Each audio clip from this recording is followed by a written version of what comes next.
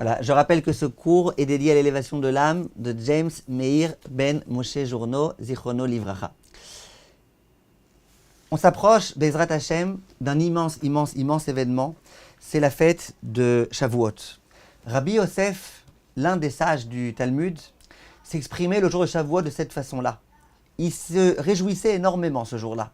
Il mangeait une très bonne nourriture, le jour de Shavuot en particulier. Il avait une expression qui était chère, et dans laquelle il disait « Pourquoi je suis tellement joyeux ce jour-là » Parce que n'était-ce ce jour-là, le jour de Shavuot, eh bien, combien de Yosef il y a sur la place du marché?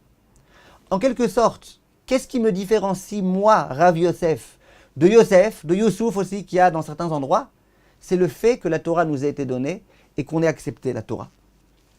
Alors, il faut essayer de comprendre qu'est-ce qu'il y a de tellement réjouissant, et en particulier, qu'est-ce qu'on a encore aujourd'hui, en 2021, à se réjouir de ce qui s'est passé il y a tellement d'années. Ça y est, la Torah, on l'a reçue, c'est un acquis. Qu'est-ce qu'il y a de tellement joyeux au jour d'aujourd'hui? Pourquoi on a tellement besoin de se réjouir encore au jour d'aujourd'hui? Aujourd'hui, je vous précise, aujourd'hui, je crois qu'Aurélie, vous écrivez à quelqu'un en privé là ou... Aujourd'hui, je précise, je ne compte pas faire un cours comme je fais quelquefois dans lequel je pose des grosses questions et j'amène des grands développements et finalement je réponds aux réponses. Ça, je le fais en général dans les séminaires. Je l'ai fait souvent ici. Mais là, je pense que le plus important, ce n'est pas simplement de dire des belles idées, de faire des beaux raisonnements et de dire des choses qui sont bien ficelées. Je pense que l'essentiel, c'est qu'on comprenne qu'est-ce qui se passe ce jour-là et qu'on essaye de se renforcer et qu'on se prépare, Bezrat Hashem, à ce jour-là. Or, si on parle maintenant de ce qui se passe le jour de Shavuot, comment on doit se comporter à Shavuot, on pourra vivre un Shavuot bien meilleur que si simplement on dit des belles idées sur la Torah qui était sur notre tête et la montagne et le machin, etc. Donc aujourd'hui, ne vous attendez pas à des grands pilpoulim. Aujourd'hui, on va tenir des propos très simples, mais j'espère qu'ils seront renforçants. Lorsqu'on récite les Birkot à Torah, vous avez remarqué, le matin, on dit Baruch Ata Hashem noten à Torah. Béni sois-tu Hashem qui donne la Torah. A priori, on aurait dû dire Nathan, Rabbi Nathan, Nathan à Torah, qui a donné la Torah. Pourquoi on dit qu'il donne la Torah au présent? Vient le Taz, qui était l'un des très grands décisionnaires ashkénazes, et il dit Bechol haet ou Bechol rega livne Israël. Chaque jour, Akadosh Baruch Hu, il redonne la Torah au Klal Israël. Ça veut dire que chaque jour, Akadosh Baruch Hu, il permet à l'homme de comprendre des nouvelles choses. C'est-à-dire que lorsqu'aujourd'hui je vais étudier quelque chose et je vais bien comprendre, c'est que Akadosh Baruch Hu, il était présent et qu'il m'a donné ce chidouche-là, cette façon de comprendre, cette façon d'aborder. Comme ça le Taz écrit. Ça veut dire que cette Torah-là, c'est pas qu'elle a été donnée un jour et maintenant on fait juste continuer, perpétuer cette étude de Torah. C'est que chaque jour, Akadosh Baruch Hu, il nous donne cette Torah, il nous permet d'étudier cette Torah et il nous donne l'intelligence de pouvoir la comprendre. Donc tous les jours, vraiment tous les jours, on reçoit la Torah. Mais en particulier le jour de Shavuot, qui est le jour où il y a eu le don originel de la Torah. On reçoit particulièrement la Torah. D'où on sait que pendant Shavuot, on reçoit particulièrement la Torah. Eh bien, il est écrit dans les décisionnaires que la veille de Shavuot, on ne doit pas procéder à une saignée. Vous savez qu'à l'époque, les gens, quand ils voulaient se guérir de certains problèmes, ils faisaient des saignées. Maintenant, la saignée en soi, ce n'était pas quelque chose de dangereux. C'est vrai que l'homme, il perdait du sang, mais ce n'était pas dangereux. Par contre, la veille de Shavuot, il est écrit qu'il ne faut pas faire parce que même les choses pas dangereuses, la veille de Shavuot, évite, c'est un moment un peu dangereux. Pourquoi? Les décisionnaires écrivent, ils disent que la veille de Shavuot, quand la Torah a été donnée, eh ben, on n'était pas sûr que les Juifs allaient dire oui, on veut. Peut-être qu'ils allaient dire non, on ne la veut pas. Et il y avait un espèce d'ange qui était responsable de faire du mal, chas v'shalom, aux Juifs, s'ils disaient on refuse. Et cet ange-là, eh ben, chaque année, il se trouve. Et chaque année, si tu dis pas oui, je veux recevoir la Torah, eh ben, tu te mets un petit peu en danger. Alors, puisqu'on est potentiellement en danger, on ne prend pas de risque. Et donc, les saignées et les choses qui sont un petit peu dangereuses, on essaye d'éviter de les faire. Donc, on voit que cet ange-là, ce n'était pas simplement à l'époque du don de la Torah originelle qui se trouvait, mais toutes les années, durant le jour de Shavuot, il y a cet ange-là qui se trouve. La preuve, c'est que jusqu'au jour d'aujourd'hui, on recommande de ne pas faire de saigner la veille de Shavuot. On voit de là que chaque année, on va avoir la possibilité soit d'accepter cette Torah, soit de refuser. Soit de prouver à nouveau qu'on est fidèle à Kadosh Baruch Hu, soit au contraire, de rester indifférent. De la même façon que tous les jours, on a besoin de se doucher. Ah, mais je me suis douché il y a 2 jours. Oui, mais tous les jours, tu t'es ressali. De la même façon qu'il y a 2 jours, tu as mangé, et pourtant tu te remets à manger aujourd'hui. Il y a 2 minutes, tu as respiré, et pourtant tu continues à respirer. Le fait de recevoir la Torah, c'est aussi quelque chose qui doit se renouveler à chaque fois. Chaque jour, il faut dire « je veux cette Torah, je suis intéressé par cette Torah, j'apprécie cette Torah ». Un peu comme dans un couple. Ils sont mariés depuis 20 ans, elle continue à lui dire « tu m'aimes encore? Pourquoi tu me dis pas? Pourquoi tu me dis jamais? Ça va, je te l'ai dit sous la choupa, je te l'ai dit machin. 20 ans sont passés, t'as pas compris encore que je t'aime? Non. Elle a besoin tous les jours que son mari lui dise « je t'aime, je t'adore », chaque fois avec une autre façon de parler. Pourquoi? Ben c'est comme ça. Quand il y a un lien et qu'on veut entretenir un lien, eh ben, on ne se repose pas simplement sur des supposés. On dit les choses. Ben la Torah, c'est pareil. D'avoir reçu la Torah à l'époque, ce n'est pas encore suffisant. Chaque jour, et en particulier le jour de Shavuot, le juif, il doit se réjouir avec la Torah et il doit dire à Hachem, merci Hachem de m'avoir donné la Torah. Je te remercie énormément de cette chose-là. Comment on fait pour recevoir la Torah? Eh bien, il faut se préparer. On ne peut pas recevoir la Torah sans se préparer. D'ailleurs, on a eu 7 semaines entières pour se préparer au fait de recevoir la Torah. L'homme doit se préparer. Il y a les 3 jours qui s'appellent les Shloshet Yemei Hagbala, c'est les 3 jours qui précèdent le jour de Shavuot. Même au jour d'aujourd'hui, on parle des Yemei Hagbala. Pourquoi même au jour d'aujourd'hui? Parce qu'au jour d'aujourd'hui aussi, on va recevoir la Torah Bezrat Hashem cette année. Donc il y a 3 jours en particulier de préparation dans lesquels on essaye de devenir de plus en plus sain. On essaye de devenir meilleur durant ces jours-ci. Les birkot à Torah, on les récite tous les jours. Pourquoi tous les jours on récite pour la Torah? Ça y est, tu as remercié Hachem d'avoir eu la Torah. Non, chaque jour tu viens montrer combien tu es heureux d'avoir reçu la Torah, combien tu es reconnaissant vis-à-vis d'Akadosh Baruch Hu d'avoir reçu la Torah. Et je pense vraiment, et je vous dis la vérité, je pense vraiment que l'un de nos problèmes, et je l'ai dit plusieurs fois cette chose-là, mais je le dis maintenant avec un exemple concret, je pense que l'un des problèmes qu'on a, c'est notre relation avec Akadosh Baruch Hu. Les gens ils vont te dire, ouais, j'y crois à Kadosh Baruch Hu. Ouais, bien sûr que je suis heureux d'avoir reçu la Torah. Mais les gens, ils ne vivent pas avec ça. Récemment, il y a quelqu'un auquel je disais, écoute, je te demande, tous les jours, tu écris 5 remerciements que tu as vis-à-vis d'Akadosh Baruch Hu. Pas plus, 5. Écris chaque jour 5 remerciements. Ok, tu as des problèmes, etc., tu as des choses qui sont bonnes. Écris 5 remerciements. Qu'est-ce qu'il m'a répondu?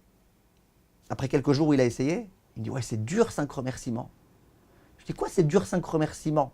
C'est quoi, c'est dur? Tu peux parler là? Tu m'as parlé, tu es en train de me parler. Donc ça veut dire que tu peux parler. Il y a des gens qui ne peuvent pas parler. Tu as déjà un remerciement. Le matin, tu as fait Birkot Torah, tu as reçu la Torah, tu es un juif, tu habites en Israël, tu as le mérite, tu as une famille, tu as des enfants, tu as une femme, tu as un appartement, tu as un travail, tu es juif, tu respires, tu as des doigts, tu as des mains, tu as ce qu'il faut. 5 remerciements, tu me dis que c'est dur. C'est un peu ce qui manque. Ok, on sait que c'est bien la Torah, mais est-ce que chaque jour, tu montres à nouveau, merci Hachem de m'avoir donné la Torah, Asher bacharbanu mikol ha'amim, merci de nous avoir fait différents des autres. Ça, malheureusement, je pense que ça manque un petit peu. J'aimerais vous dire que puisque à Shavuot, c'est le jour où on reçoit la Torah, eh ben, il faut savoir que cette année, on va recevoir la Torah. Le Midrash, il dit dans Yekut Shimoni Yitro Remez Resh Ayin Aleph, Amar Akadosh Baruch Hu l'Israël. Dieu s'adresse au peuple juif. Banaï, Eyu Korim et parasha azu kol shana. Cette parasha là du Matan Torah, lisez-la chaque année. Ve'ani ma'aleh alechem keilu atem omdim lifnei har Sinai. Et moi, je considérerais la chose comme si vous étiez debout devant le mont Sinaï, ou mekablim et Torah, et que vous recevez la Torah.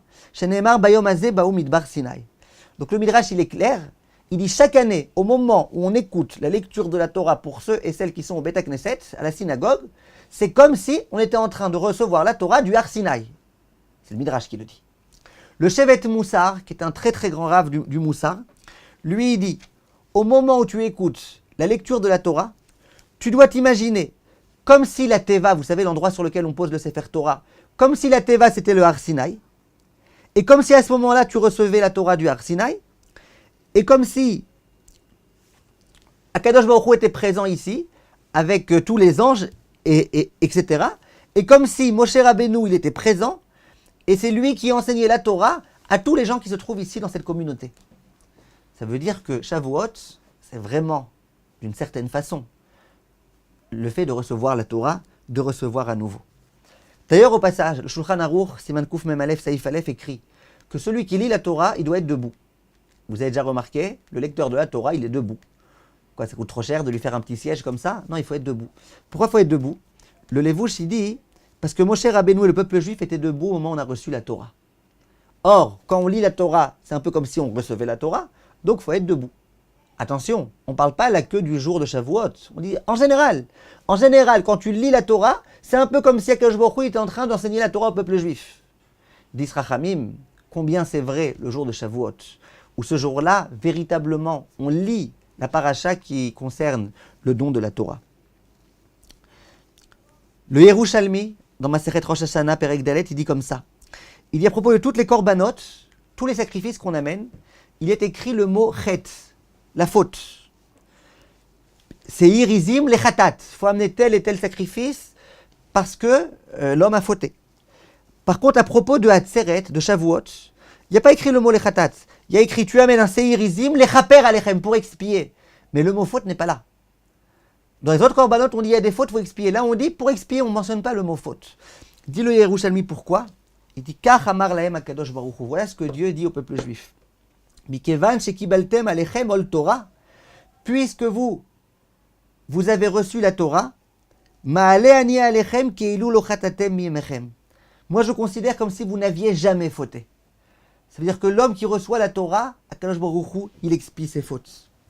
Au passage, vous avez déjà remarqué qu'au moment où on sort la Torah, tout de suite on fait un Mishéberach. Mishéberach ou Yivachet HaCholim. Et là, toute une liste de Cholim, Hashem Yirachem, Hashem Yishmor, que bientôt il n'y ait plus de Cholim, que tout le monde soit en bonne santé.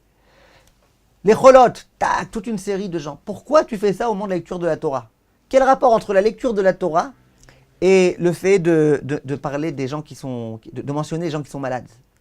Dis Rachamim, parce qu'il y a écrit qu'au moment où la Torah a été donnée, tous les malades ont guéri. Ça c'est écrit dans tous les textes de Chazal. Au moment où la Torah a été donnée, les gens malades ont guéri. Les gens qui avaient des infirmités, ils ont guéri. Tout s'est résolu. Donc comme maintenant on va lire à la Torah, c'est un peu comme si on était en train de recevoir cette paracha-là, c'est comme si on recevait la Torah. C'est le moment de prier pour les malades. Qu'Akadosh Baruch Hu, il s'emplisse, Bezrat Hashem de Rachamim, sur les gens malades. Donc on voit que au moment où cette année en particulier, le jour de Shavuot en particulier je veux dire, on va sortir la Torah, on va lire à la Torah, c'est pas n'importe quoi. C'est un peu comme si on était en train, nous, à nouveau, de recevoir la Torah, et il ne faut pas passer à côté de ça. Le Yetzer Hara, je sais qu'il est très très fort. Il va venir et il va dire ok, les gens qui passent leur journée à étudier la Torah, les gens qui profitent, entre guillemets, pleinement de cette Torah, eux, ils vont être joyeux à Shavuot, et je peux les comprendre. Mais les gens qui étudient 1 heure tous les 36 du mois, les gens qui n'étudient même pas la Torah, les gens qui, dès qu'ils étudient, ils s'endorment, ça arrive, c'est une maladie très connue. Comment ça se fait que ces gens-là, ils doivent se réjouir à Shavuot? Pourquoi? De quoi?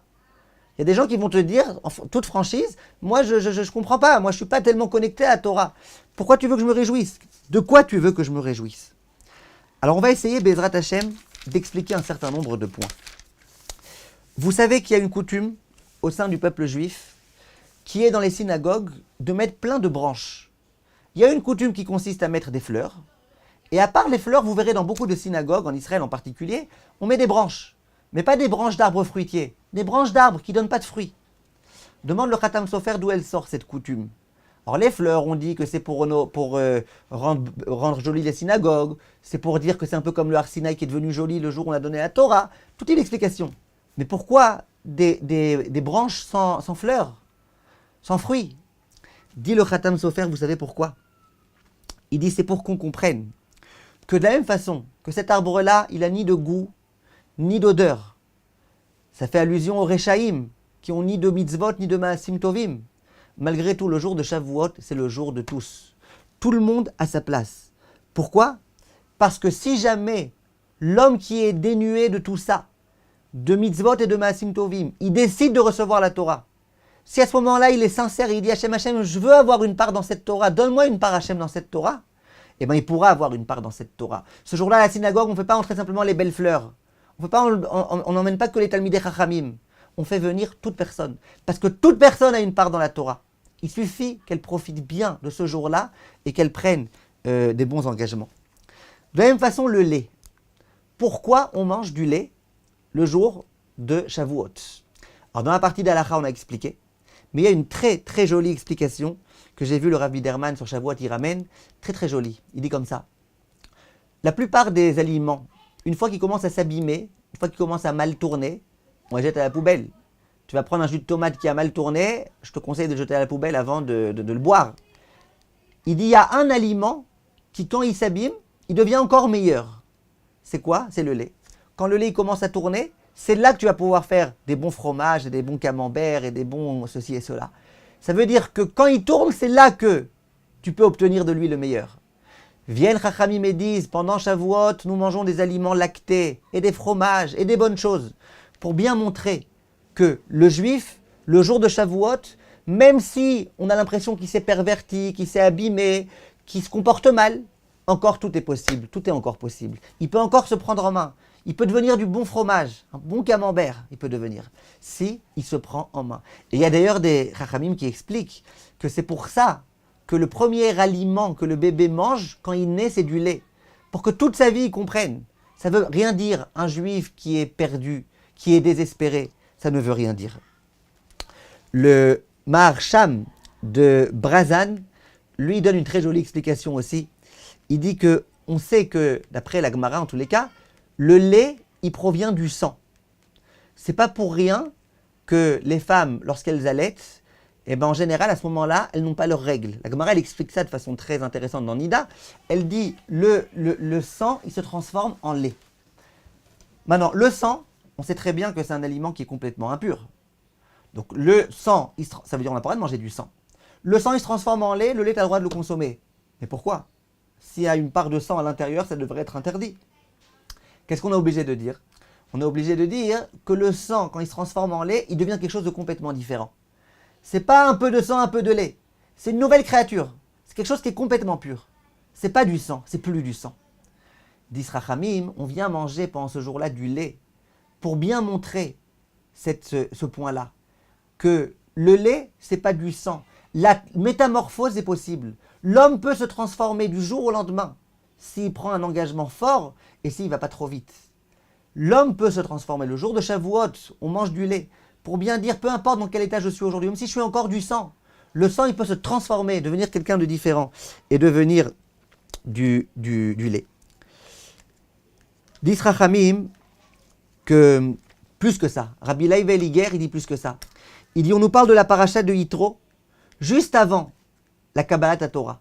D'abord, on nous parle de cet homme non-juif qui s'était adonné à toutes les idolâtries du monde, qui s'appelait Yitro. Et juste après, on nous parle de la Torah qui a été donnée, de Yitro qui s'est converti, etc. Pourquoi? Pourquoi cette juxtaposition? Dit le Rav, pour bien te montrer que même un goy, un non-juif, qui était en plus un comer la Avodazara, qui était en plus un curé de la Avodazara, Be'adam la Azovakol, ou l'itkarev el Akdusha.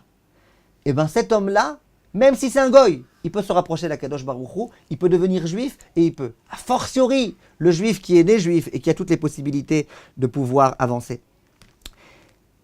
Le Khatam Sofer dit que la Torah n'a pas été donnée à des individus, elle a été donnée à la collectivité. Ça veut dire que la Torah, elle appartient à tout un chacun. C'est-à-dire que si moi je crois que puisque je suis tzaddik, je vais recevoir la Torah et l'autre tant pis pour lui, non, tout le monde doit recevoir la Torah. Donc même l'homme qui n'est pas le plus grand tzaddik et qui pense qu'il n'a pas une part tellement importante dans la Torah, il a sa part. Et sa part, il n'y a que lui qui va pouvoir la réaliser et qui va pouvoir en profiter. Et donc chacun doit absolument profiter de cette chose-là.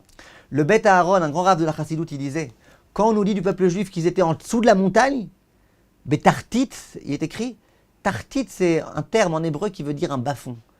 Un niveau terrible. Tartit c'est genre le niveau moins je sais pas combien, le caniveau. Eh bien, Chachamim ils disent, même ceux qui se trouvaient à cet état-là, à ce moment-là, ils ont pu recevoir la Torah. Parce que la Torah, on peut la donner à tout le monde. Le Chidouché Harim, le gour, lui disait, on a un principe. dans la halakha, dans Rochel Mishpat. C'est que kol anoten, be'ain yafa ou noten. Quand on donne de façon généreuse. Je vous donne un exemple. Si j'ai un champ, que dans mon champ j'ai un puits, et que je décide de vous vendre, attention, de vous vendre le puits, eh ben, je peux vous dire, je vous ai vendu le puits, mais je ne vous ai pas vendu le chemin qui mène vers le puits. Donc si maintenant vous voulez pouvoir venir comme vous voulez, etc., eh ben, vous devez payer. Je ne t'ai pas vendu, moi je t'ai vendu le puits, je ne t'ai pas vendu le chemin. Bref, je ne rentre pas dans la halakha maintenant, je vous explique juste le concept. Par contre, si je lui ai offert le puits, on imagine que quand je lui ai offert le puits, je lui ai aussi offert le chemin. Parce que celui qui donne, au moment où il donne, il est large. Quand on donne, on est large. Eh bien, dit Rachamim, la Torah que je nous l'a donnée. Qu'il est kartov natati lachem. Je vous l'ai donné. Quand on donne de façon généreuse. Donc, Akadosh Baruch Hu, il donne à tout le monde. Toute personne qui veut accéder à la Torah, même quelqu'un qui a 90 ans, qui n'a pas encore ouvert une seule fois un sidour, qui décide, moi je profite de Shavuot pour montrer à Hachem que je veux recevoir la Torah, c'est jamais trop tard. Et il peut toujours à ce moment-là commencer à tenter de recevoir la Torah. Et Be'ezrat Hachem, mieux que ça, il recevra la Torah. Ça, c'est le premier point qu'il faut comprendre. On nous dit, dans la tfila de Yom Tov, on dit « Ata bechartanu mikol ha'amim » Toi, Kadosh Baruch Hu, tu nous as choisis, élus parmi les autres peuples. Et après, on dit « Veromamtanu mikol ha'leshonot » et tu nous as élevés au-dessus de toutes les langues. Qu'est-ce qu'on veut dire quand on dit « tu nous as élevés au-dessus de toutes les langues » Si ce qu'on veut dire, c'est de dire que tu nous as élevés au-dessus des langues des autres nations, ben on l'a déjà dit. Quand on dit à Hachem, tu nous as déjà choisis, tu nous as choisis parmi les autres nations. Donc ça veut dire aussi qu'on a notre langue à nous. Qu'est-ce qu'on a voulu dire là? Dit le Rav de Parchisra, il dit quelque chose de très intéressant. Il dit que quand on veut dire de toutes les langues, ça veut dire que dans toutes les langues du monde, tu ne trouveras pas un terme qui permettra d'exprimer la façon dont le peuple juif a été élevé par le fait qu'il ait reçu la Torah. Quand on dit tu nous as élevés de toutes les langues, ça veut dire qu'il n'y a pas un mot. Il n'y a pas un mot ni en français, ni en latin, ni en anglais, ni en arabe. Il n'y a pas un mot qui pourra exprimer la grandeur du clan Israël qui a reçu la Torah. En d'autres termes, c'est indicible, incommensurable. Il n'y a même pas de mot ni en français, ni en italien, ni en chinois qui exprime cette grandeur-là, ni en hébreu. Bechartanu mikol ha'amim, tu nous as élus à nous et tu nous as élevés d'une façon vraiment extrêmement grande. Ce jour-là, qui est donc le jour où le peuple juif reçoit la Torah littéralement, quel que soit ce juif, quel que soit l'endroit dans lequel il est, auquel il se trouvait, ça fait que le juif, ce jour-là, d'une certaine façon, il est un peu comme un ange. Rabbi Elimelech de Lizinsk, qui est un très grand rav de la Chassidoute, l'un des premiers de la Chassidoute, il pose la question, il dit, on voit dans les décisionnaires que le jour de Shavuot, on mange du lait, de la viande, voilà, il faut manger de la viande, c'est Yom Tov, du lait, c'est du fromage. Il dit, mais quoi, alors comment on fait? En général, il faut attendre du temps, etc. Dit Rabbi Elimelech de Lizinsk, et là je vous demande de bien comprendre, je ne suis pas en train de parler d'Halacha. Là, je ne parle pas de Halacha. Je parle juste de Hashkafa. Vient le Rav de Lizinsk. Il dit, ce jour-là, où on a reçu la Torah, on est comme des anges. Et les anges, ils ont le droit de manger du lait et de la viande sans attendre. La preuve, Avraham Avinu, qu'est-ce qu'il a donné à manger aux anges qui sont venus le voir? Du lait et de la viande. Parce que les anges, ils sont à un niveau tellement élevé que ça ne les dérange pas de manger du lait et de la viande. Dit le Rav Elimelech de Lizinsk, pourquoi ce jour-là est tout type de coulotte qu'on fait pour passer entre le lait et la viande? Parce que ce jour-là, on est comme des anges. Halakha les Maaseh, tous les poskim se sont interrogés. Comment il peut dire ça, etc. Il y a la halakha et compagnie. Il y en a qui ont voulu dire que non. Il fait allusion aux gens qui font des grandes khumrot, genre quand ils ont mangé de la viande, d'attendre après 24 heures. Alors là, non. En tous les cas, moi, ce qui m'intéresse là, c'est la partie Hashkafa, la partie halakha. On a déjà parlé de ça au début. J'aimerais à présent vous parler un petit peu du tikkun de la nuit de Shavuot. C'est un tikkun qui concerne particulièrement les hommes. Dans beaucoup d'endroits, les femmes aussi, elles font ce tikkun. Et c'est une chose, à mon avis, qui est très précieuse, même pour les femmes. Et j'aimerais vous dire exactement, et vous parler de la grandeur de ce tikkun. Vous allez entendre des choses extrêmement intéressantes. Le Mishnah Brura Siman Tav Tzadik Dalet Seif Katan Aleph rapporte au nom du Hari Akadosh, le Harizal. Écoutez les termes qu'il emploie. Et attention, le Harizal, il ne dit pas ça à propos de beaucoup de choses. C'est pas que chaque mitzvah, il emploie ce genre de termes. Il dit Kol mi shelo yashen balayla klal veikar. Toute personne qui ne dort pas durant la nuit ou les nuits de Shavuot, du tout, veyasok bateire, et qui va étudier la Torah, muvtach lo sheyashlim shnato, il peut être certain avec la Khatima, avec le tampon du Harizal, qui finira son année.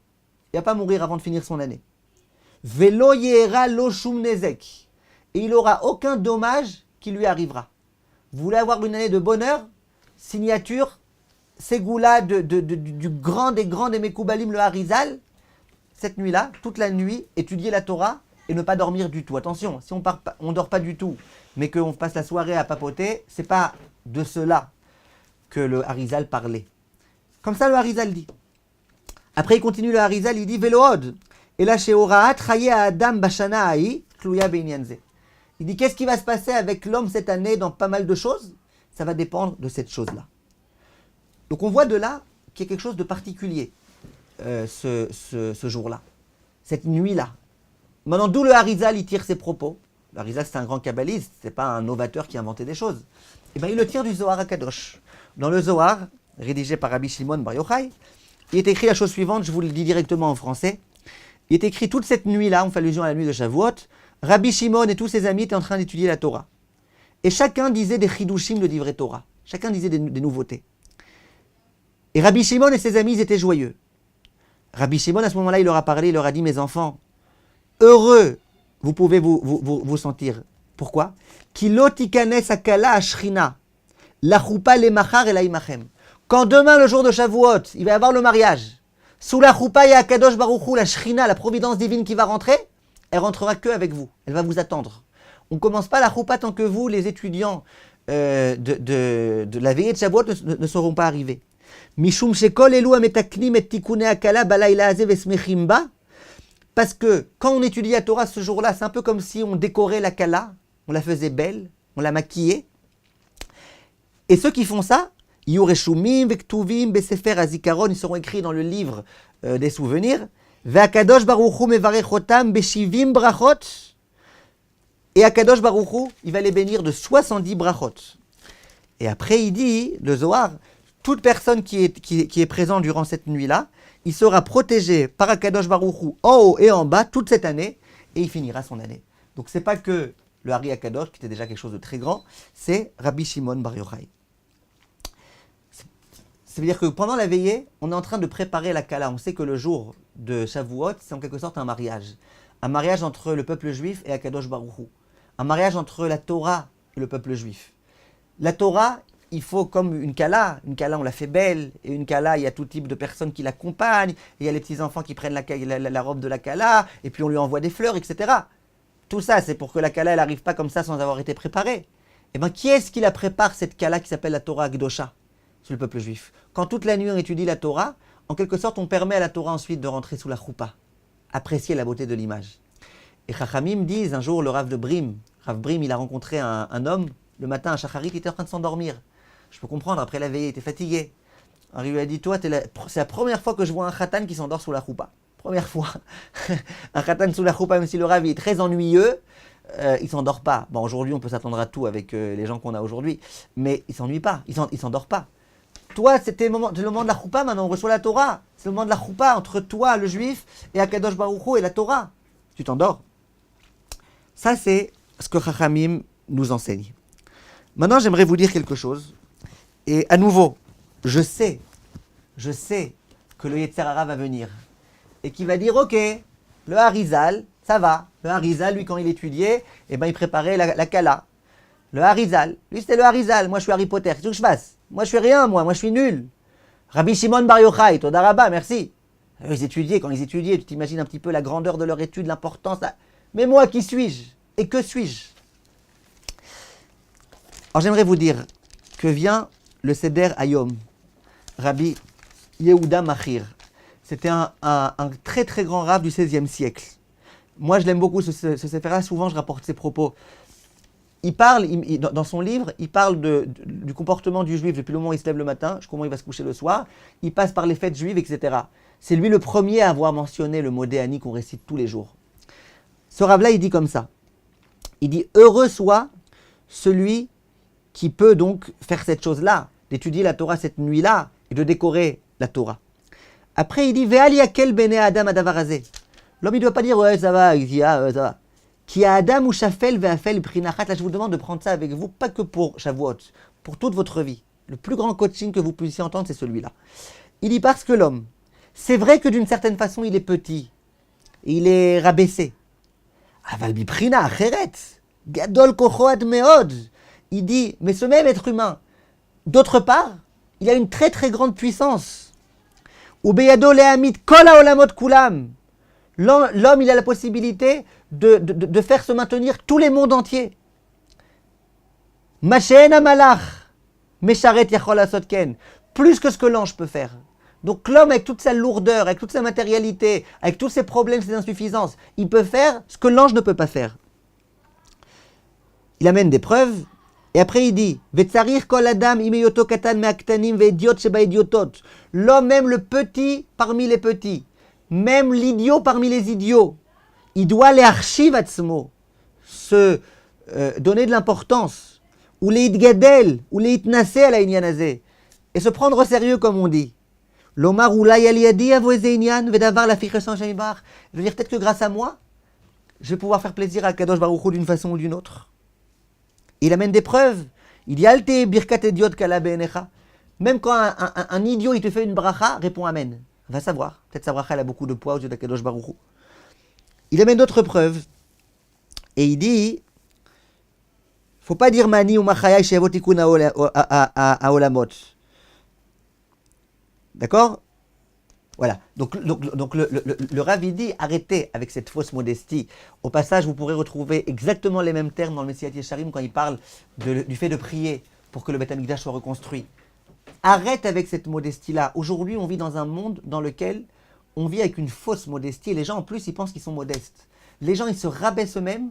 Ils pensent qu'ils sont nuls, qu'ils valent rien. Et ils appellent ça de la modestie. C'est pas ça la modestie.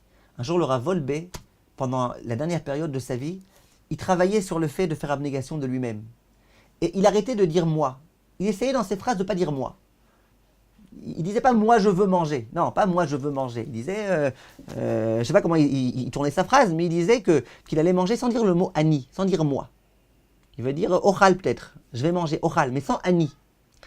Il y a un élève, un petit jeune comme ça de 18-19 ans, qui a voulu imiter le Rav Wolbe.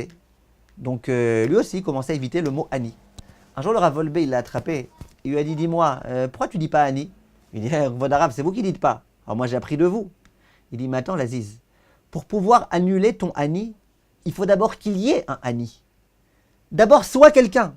Forge-toi une personnalité. Comprends que tu es important. Comprends ta grandeur. Réalise ta grandeur. Une fois que tu auras bien réalisé ta grandeur, tu pourras essayer d'annuler un petit peu ton Ani. Mais tu es un petit jeune de 18-20 ans, tu ne sais même pas c'est quoi Annie, tu ne sais même pas encore qui tu es, tu ne sais même pas pourquoi tu fonctionnes de cette façon ou de cette façon-là, tu n'as jamais fait une introspection de ta vie et tu veux déjà annuler ton Annie? Ça rime à rien. Ça, c'est ce que Chachamim nous enseigne. Ça veut dire que arrête de penser que tu es nul. Arrête, tu n'es pas nul. Ta prière, elle est importante. Ah, mais je suis un katan shebaktanim, un petit entre tous. Ouais, tu es peut-être un petit entre tous. Mais si toi, tu vas faire une bracha à Raphaël Kanievski, il répondra Amen avec beaucoup de ferveur. Parce qu'il sait que ta bracha, elle a peut-être beaucoup de poids.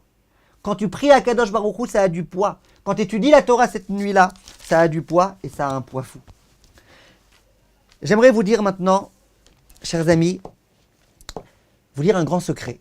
C'est un très très grand secret. Les personnes qui l'ont déjà entendu, ils le connaissent, mais je ne pense pas que beaucoup de gens connaissent ce secret. C'est le Rav Shlomo Elkabetz, l'auteur du Lechadodi, un Rav du XVIe siècle. C'était l'élève de Rabbi Yosef Karo, l'élève du Shulchan Aruch. Ils étaient en train d'étudier ensemble dans un Beth Midrash à l'étranger. Ils n'avaient pas encore eu le mérite de faire leur aliyah en Eretz Israël. Ils étudiaient la Torah. C'était le soir de Shavuot. Rabbi Shlomo Elkabetz, il écrit mot pour mot.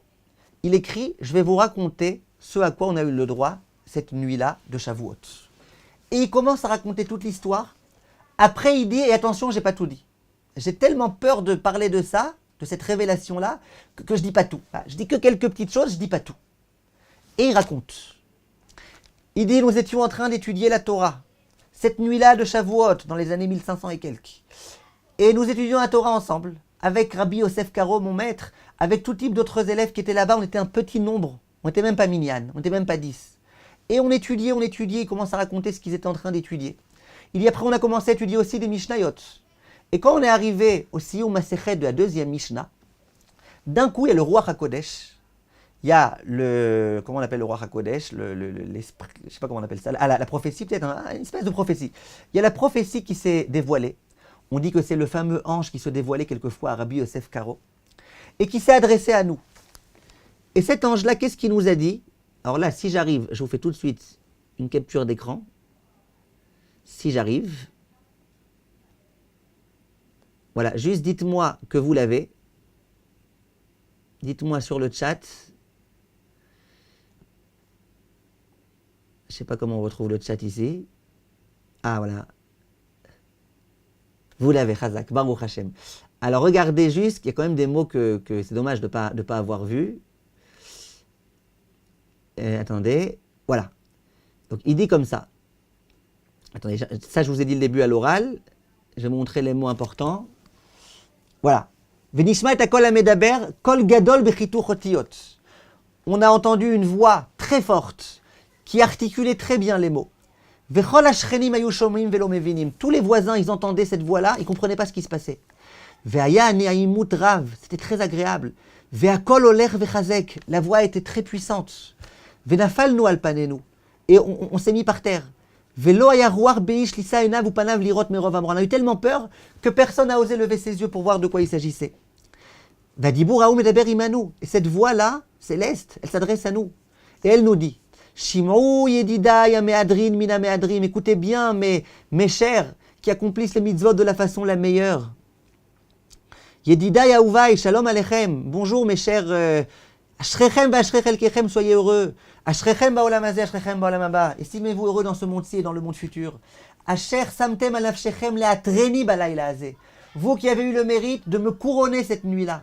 Asher zekam hashanim nafla teret roshi ve'en menachemni. Il y a des années que la couronne elle est tombée de ma tête avec la destruction du Beth Amikdash. Vani mushlechet ba'afach o beket hashpatot. Et moi je me trouve sans Beth Amikdash, sans rien. Ve'ata, et maintenant par votre étude, irzartem atara leyoshna. Vous avez ramené la couronne à sa place. Itrasku yedidai, renforcez-vous. Itamtsu auvai, renforcez-vous. Simchu ve'ilsu, soyez joyeux. Vedeu kiatem ibne aliyah, sachez que vous êtes des hommes qui progressaient. Vesachitem liot me'echala de malka, vous avez eu le mérite de faire partie des gens qui sont proches du roi. Vekol toratrem ve'avel pichem alifna kadosh baruch hu, votre voix, elle est arrivée auprès d'Akadosh baruch hu. Ubaka kama avirim, kamarikim atcheala, ça a complètement transcendé les cieux jusqu'à ce qu'elle ait monté. Umalachim shatku, les anges ils se sont tus. Ve'achayot amlu vechol zva ma'ala l'Akadosh baruch hu shomrim et kolchem. Et tout le monde en haut a écouté votre voix. Après, il continue et il dit, et si vous étiez 10, alors vous auriez pu vous élever encore plus. Malheureusement, vous n'étiez pas 10, vous étiez que un petit nombre. Après, il continue et il dit, après, il leur fait un scoop. Après, il leur fait un scoop. Et il leur dit,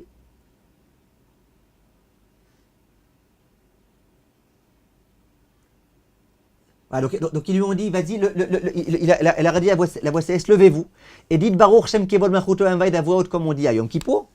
Il dit, on s'est levé, on a dit tout ça. Après, il a continué à nous parler, et regardez là le scoop. Il leur a dit comme ça, Vechazar ve'amar, cette voix céleste, elle leur a dit, Ashrechem banai, soyez heureux, Shuvu el limutrem ve'al tafsiku rega, continuez à étudier, arrêtez de vous interrompre. Ve'alu le Eretz Israël, et dès que vous pouvez, faites la Aliyah en Eretz Israël. Kilo kol haitim shavot, parce que pas tous les moments sont les mêmes. Ve'en ma'atzor le'oshia berav ou bema'at. Hachem, il peut aider. Ve'enechem al tachusu al kelechem. Et ne commencez pas à dire, oh, mais mes meubles, ils sont ici. Ki tuv haaretz ha'elyona tochlu. Vous pourrez manger du bien de la terre. Ve'im tovu ve'shamatem tov haaretz ha'i tochlu. Si vous m'écoutez, vous faites votre aliyah, vous pourrez. Lachen ma'aru ve'alu. Dépêchez-vous, faites la aliyah. Ki ani mefareset lachem v'ani afaresrem. Parce que moi, je me préoccuperai de vous. Ve'atem shalom ou betrem shalom, etc. Donc le Rav, il dit à ce moment-là, allez en Israël, ne tardez pas. Et effectivement, plus tard, le Rav Shlomo Elkabetz, ainsi que le Shulchan Aruch, le Bet Yosef, ils sont montés à Tzfat, ils ont fait leur aliyah en Israël après avoir entendu justement cette voix-là, et beaucoup de gens vont les suivre ensuite. Le Rav, il continue et il dit, ça c'était la première nuit. Ils étaient encore en Chutz La'aretz, donc il y avait 2 nuits.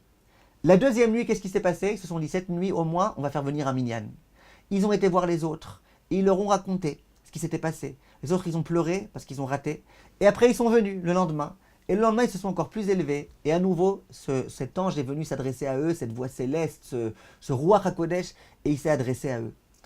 Et ce qui est très intéressant, c'est que le Rav Shlomo El-Kabetz, quand il rapporte cela, attendez, si je peux le remettre là, je me suis empressé de l'éteindre, j'aurais dû vous montrer la fin. Le Rav Shlomo El-Kabetz à la fin, une fois qu'il ramène tout ça et qu'il dit je suis désolé, je ne peux pas trop parler parce que j'ai un peu peur, etc. Il dit ceux qui ont vu ça, Roi Hadasha Itel Mekirbam, ils se sont métamorphosés. Après il dit Shabbat encore, il est venu s'adresser à Rabbi Yosef Karo, etc., etc. Et après il dit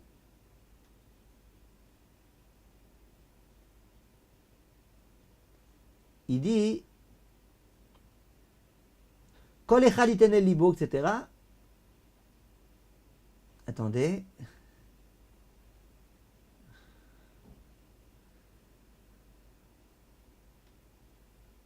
Je ne le trouve pas ici. En tout cas, il s'adresse à tout le monde. Et il dit, ne croyez pas que c'est que nous. C'est tout un chacun. Toute personne qui cette nuit-là étudie, etc., eh ben, elle peut accéder à ces niveaux très très grands. Peut-être pas d'avoir du roi HaKodesh, mais en tous les cas, de pouvoir être Mekachet la Kala, de pouvoir embellir la Kala, la reine.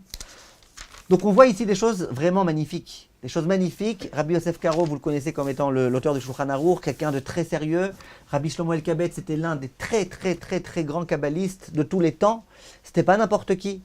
Et s'il raconte ça, et vous voyez à quelle précaution il raconte, c'est que ces choses qui se sont produites, ça s'est produit cette nuit-là, cette nuit particulière, cette nuit magique, toutes ces choses-là se sont produites. J'aimerais, Bezrat Hashem, terminer en vous parlant un tout petit peu de la force de la tfila. Ce jour-là, c'est un jour durant lequel la chose principale peut-être qu'on va devoir faire, à part évidemment recevoir la Torah, c'est de prier très fort. Non seulement pour recevoir cette Torah, pour mériter cette Torah, pour avoir des enfants qui suivront le chemin de la Torah, pour qu'Hachem ramène tous les Juifs à la Torah, pour qu'Hachem reconstruise le Beth Amikdash, pour qu'on puisse s'en sortir de toutes les difficultés dans lesquelles nous sommes. Je ne sais pas si vous êtes au courant, les amis de France, mais aujourd'hui, il y a eu une alarme à Yerushalayim, à Beth Shemesh. Nos ennemis ont envoyé des missiles. Et Baruch Hashem, visiblement, il n'y a rien eu. Mais il y a quand même eu 7 missiles qui ont été envoyés depuis Gaza jusqu'à Jérusalem. Et la situation est très tendue. Et si vous avez écouté mon cours dans lequel je vous conseille de ne pas aller au Kotel, avec ce qui s'est passé aujourd'hui, je vous conseille encore plus de ne pas aller au Kotel cette année à Shavuot. En tout cas, on a besoin de prière. Il faut prier.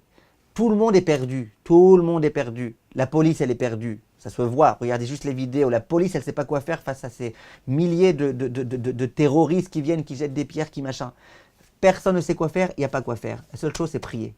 Et le jour de Shavuot, c'est le jour dans lequel on peut prier. Le Shla Kadosh, il rapporte au nom du Tolaat Yaakov, un sefer, dans lequel il écrit comme ça. Comment shebar Akadosh Baruch Hu, comment sheber Rosh Hashanah, Ratza Akadosh Baruch Hu l'ashgiach velidrosh maase bnei Adam. De la même façon qu'à Rosh Hashanah, Akadosh Baruch Hu il nous juge.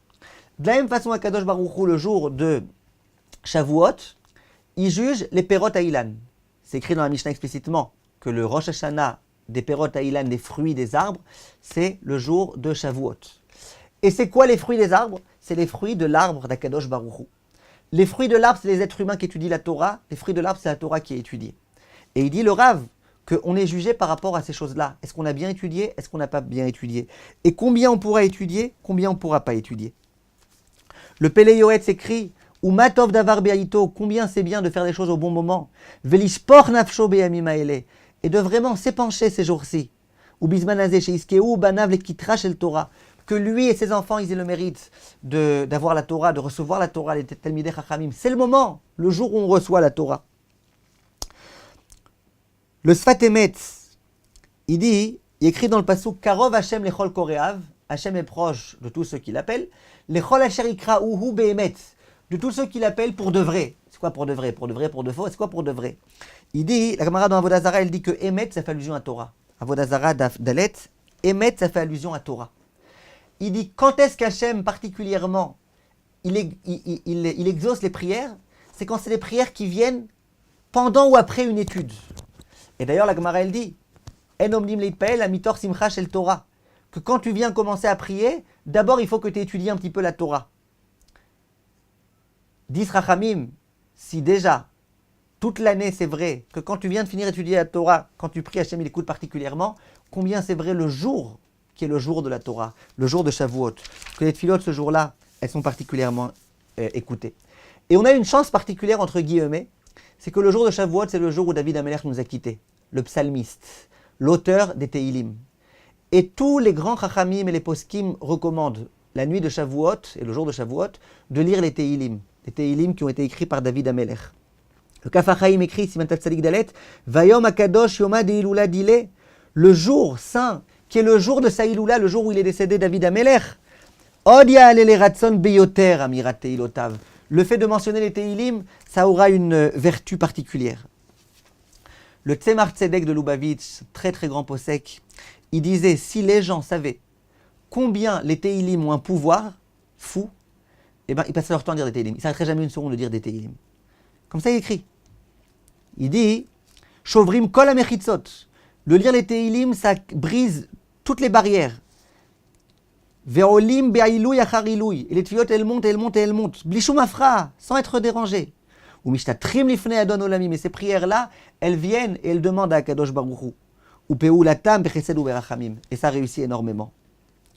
Le Noda Biouda, le Rav Lando, dans l'une de ses tshuvot, dans Shut Noda Biouda Orachaim Lamedhe, il parle là-bas à quelqu'un qui a fauté. Ce fauteur, il veut un chemin pour faire teshuva. Il lui dit, Idabek me'od beshirov tishbachot shel David Amelech alav shalom, qui prie beaucoup, le plus qu'il peut, les prières de David Amelech. Sheze davar gadol le'alhiv belev ha'adam ahavat haboreh baruch hu. Parce que c'est l'une des choses qui permet à l'homme d'accroître l'amour qu'il a pour Akadosh Baruch Hu. C'est pas n'importe quoi les Tehillim. Le Pele Yoetz écrit de l'année 1800. Veyesh Kabbalah me'anshe Shem akdoshim. Il y a une Kabbalah, on a reçu une tradition. Chez mi sheyesh lo eze dochak kasha, que celui qui se trouve dans une situation de dochak, de difficulté, au tsahar ou de souffrance, au sheu me'aler baderer, au verbayam, au banéharot, ou qu'il est en chemin dans un endroit dangereux, un endroit où il peut y avoir des accidents, il est sur le bateau. Ikra kol ha-Tehillim bechol yom bli hefsek. Qu'il lise les Tehillim chaque jour sans s'interrompre un instant. Bechavana, ve'achna'a, ve'ir'a nifla'a, ve'ze badou kumnuse. Et il dit, et ça c'est sûr, ça marche, ça marche. Le Pele Yoetz, il dit, ça marche. Si quand tu es dans une difficulté, tu lis les Tehillim sans t'arrêter un instant, ça marche. Hachem, il est avec toi. Donc vous voyez un petit peu la force des Tehillim, en particulier ce jour-là. J'aimerais finir par vous raconter.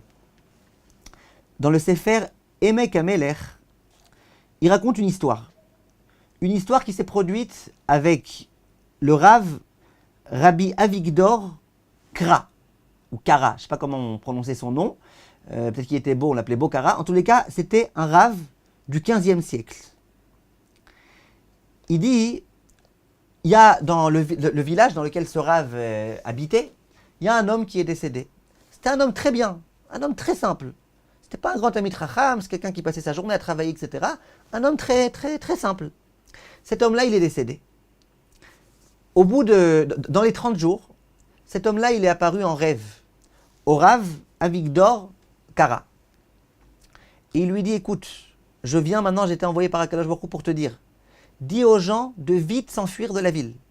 Dans la ville, il va y avoir un décret terrible qui va arriver, dis aux gens vite de partir. Il dit, et pourquoi ? Il dit, parce que tant que moi j'étais dans la ville, eh ben moi je récitais les Tehillim. Il y a une version de ce texte dans lequel il est écrit qu'il récitait les Tehillim tous les jours. Il y a une version qui disait qu'il récitait tous les Tehillim une fois par semaine. Mais en tous les cas, moi je lisais tous les Tehillim. Tant que je lisais les Tehillim, cette ville-là, elle était sauvée. Maintenant je suis décédé, plus personne ne lit avec tellement d'engouement les Tehillim. Il y a un grave décret qui risque d'arriver. Ce Rav-là, le Rav Avigdor Kra, il a dit à tous les gens de sa ville de s'en aller. Il a pris ça au sérieux. Et il raconte que tous ceux qui se sont enfuis, ils ont eu la vie saine et sauve. Ceux qui sont restés, ils sont morts. Il continue le Rav Avigdor Kra, et il dit, je vous lis dans les mots, il dit qu'à partir de ce jour-là, son père, il a commencé lui aussi à lire les Tehillim tous les jours, une fois par semaine, il finissait les Tehillim. Et après, il dit, Misheu Ragil Vedashbo Besefer Tehillim, celui qui a l'habitude de lire les Tehillim, Udoche Kol Mine Poranuyot. Grâce à la lecture des Tehillim, il peut retirer tout type de mauvais décret. Vekama Pgaim Raim, tout type de coups mauvais. Mais Alav, de lui-même. Me'al mishparto, de sa famille, ou me'al kol bnei doro, et de toute sa génération, ou megelgel, alav ve'alehem, kol mine shefa, brachot ve'atzlachot, ashrei azoche ou mezake, arabim. Il dit, voilà, heureux soit celui qui fait ça, parce que celui qui lit les Tehillim, non seulement il ajoute du mérite à lui-même et à sa famille, mais à toute la génération. Toute la génération, elle est protégée grâce à cet homme-là, le petit des petits, comme on disait tout à l'heure, l'idiot des idiots, l'homme que personne ne remarquait dans ce village. Eh bien, c'est lui qui protège tout le village. Et ça, c'est une leçon qu'il faut qu'on prenne avec nous pour tout le temps. Pas que pour la nuit de Shavuot, où on va lire Bezrat Hashem tous ensemble les Tehillim. Ensemble, ça veut dire tout l'Israël. Mais il faut toujours prendre avec soi, connaître l'importance, l'impact des Tehillim. David Amelech, il a prié à Kadosh Baruch Hu, que toute personne qui prie les Tehillim, qui récite ce texte, soit considérée comme si c'était lui qui l'avait dit. Et donc ce texte-là, il a une force particulière. À nouveau, ce n'est pas des histoires qu'on raconte, de je ne sais pas quel mythe, etc. Ça a été retrouvé dans les écrits du Rav Avigdor Kra, qui était un grand Rav du XVe siècle. Vous pouvez chercher même sur Wikipédia si vous voulez, vous verrez parler de ce Rav-là. Rav Avigdor Kra, Koufresh Aleph, et c'était un très grand Rav, et regardez ce qui s'est passé avec lui. J'aimerais terminer en vous lisant ce que disait le Rav Rabbi Elimelech. Vous avez tous entendu parler de Rav Elimelech Milizinsk. C'était l'un des premiers rabbinim de la Chassidoute. Et ce Rav-là, ce Rav du XVIIIe siècle, il écrit les mots suivants. Le'aitim yesh kitrug gadol ala adam. Shafilu atzadik eno yachol levatel et tokef hakitrug bitfilato. Parfois, il y a des anges en haut qui accusent tellement un être humain que rien ne peut protéger cet être humain, même pas la tfila du tzadik. Même la tfila de Raphaïm Kanievski, elle ne peut pas aider à ce moment-là cet homme-là. Veaz, alors qu'est-ce qu'il fait s'il veut s'en sortir? Tsarich le kacher et taï gavra, baolam agadol anikra teila, shesham yeshor gadol, ve'en koar badin le katreg. Rachamim gmurim vesham nimtak hakol. Il dit, la seule façon, même Raphaël Kanievski ne peut plus aider. Cet homme-là, qui est tellement accusé en haut dans les cieux, la seule solution qu'il ait, c'est c'est de se coller au monde qui se trouve dans les cieux, qui s'appelle le monde de la Teila. Des remerciements qu'on fait à Kadosh Baruch Hu, des éloges qu'on dit à Kadosh Baruch Hu. Il y a ce monde-là qui est le monde de la Teila, c'est un monde dans lequel il n'y a que de la miséricorde. Tout le mal, il devient bien. Toute la sévérité, elle devient miséricorde. Et il dit, Velachen nikraim shire David Malkenu Tehilim, sheyicholim lifol ali adam, akol. Lo satan ve'en pegara. Il dit, ce monde-là en haut, il s'appelle Tehila, le monde de la Tehila. Il dit les Tehillim. Pourquoi il s'appelle Tehillim? Parce que c'est grâce au fait qu'on mentionne les Tehillim qu'on peut se rapprocher, se rattacher à ce monde qui s'appelle Tehila. C'est-à-dire que lorsqu'on récite les Tehillim, on a directement des propos qui arrivent dans le monde qui s'appelle le monde de la Tehila, dans lequel tout va bien, En Pegara, dans lequel il n'y a aucun problème, aucun souci qui peut nous arriver. Regardez la force de la lecture des Tehillim. Voilà ce que nous dévoile Rabbi Elimelech de Lizinsk dans le Likutei Shoshana. Donc, Bezrat Hashem, ce qui nous reste à faire, c'est premièrement essayer de nous préparer les jours qui restent, prier à Kadosh Baruch Hu très fortement qu'on puisse mériter de recevoir la Torah, qu'on puisse être apte à recevoir la Torah, qu'on fasse preuve de modestie. Et grâce à la modestie, on peut recevoir la Torah comme on avait dit une fois. Et beaucoup prier, parce que tout dépend de la prière. La modestie aussi, elle dépend de la prière. Tu crois que tout seul, tu peux devenir modeste, si Hachem t'aide pas? Tu crois que tout seul, tu peux devenir saint pour pouvoir recevoir la Torah de façon saine? Non, tout a besoin d'Akadosh Baruch Hu. Beaucoup prier, Bezrat Hashem. Et bien profiter de cette nuit-là pour étudier, comprendre que quand on étudie, on fait le plus grand honneur qu'on puisse à la Torah Akdosha et de facto à Akadosh Baruch Hu. Essayez de profiter de cette journée-là et de cette nuit-là pour étudier la Torah, pour faire le tikkun, ceux qui peuvent faire le tikkun, lire les Tehillim, et Bezrat Hashem, qu'Akadosh Baruch Hu, il se remplisse de miséricorde. C'est sûr que ce jour-là, c'est un jour d'immense miséricorde. C'est un jour durant lequel l'homme peut se métamorphoser, peut se transformer, peut partir de rien et devenir quelque chose. Si on dit que cette année, on reçoit la Torah, ça veut dire que avant de recevoir la Torah, c'était autre chose. Maintenant, quelque chose de nouveau arrive. Yiratson, Bezrat Hashem, qu'on reçoive la Torah, Besimcha. Je suis désolé du retard, on a fini un peu plus tard que d'habitude. Merci de votre attention, merci d'avoir été là. Si quelqu'un veut poser une question ou dire Chag Sameach, je réouvre les micros. Moi, je vous souhaite personnellement en tous les cas Chag Sameach et merci d'avoir été là. Rav, excusez-moi, Rav, pour les femmes, vous conseillez quoi pour la veillée, par exemple? Est-ce qu'on doit faire une veillée?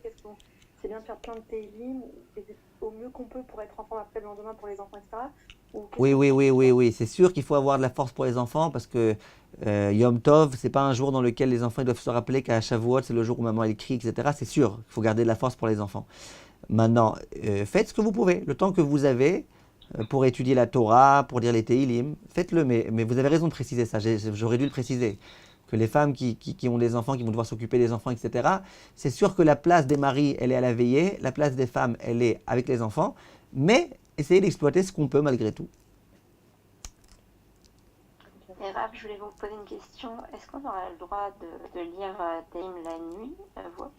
Ouais, La nuit, dans le sens avant le Hatzot tous les jours. alors Tehillim la nuit, j'en profite pour vous dire à vous, je sais que vous le savez déjà Rivka, j'en profite à vous dire à tous et à toutes que Baruch Hashem, on est en train d'écrire un livre, quand je dis on est en train, c'est vraiment, là on est vraiment dans les phases finales, sur toutes les lois du coucher et du lever, y compris les lois de la nuit, y compris Kriyat Shema Alamita, y compris Tikkun Chatzot, y compris l'interdiction de lire les Tehillim la nuit avant Chatzot, après Chatzot, y compris les lois du Kriyat Shema, de la Netilat Yadayim du matin, y compris les lois de si on a de la nourriture qui était sous le lit, y compris quelques lois essentielles de la nuit et du lit conjugal.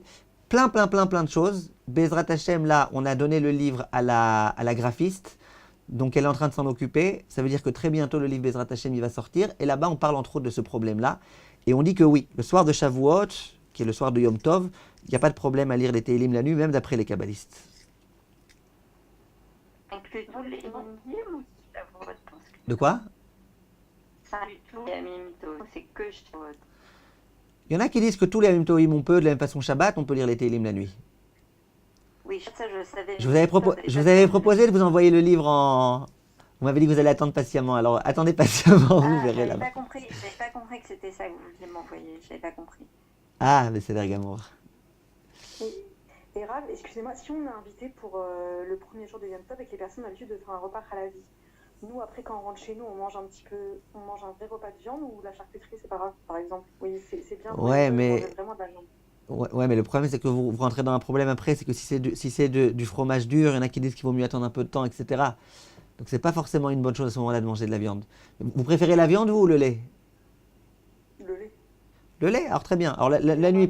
Mon mari la viande. Ah. Alors je lui dis qu'il mange... Alors ok, alors lui qu'il attende un peu...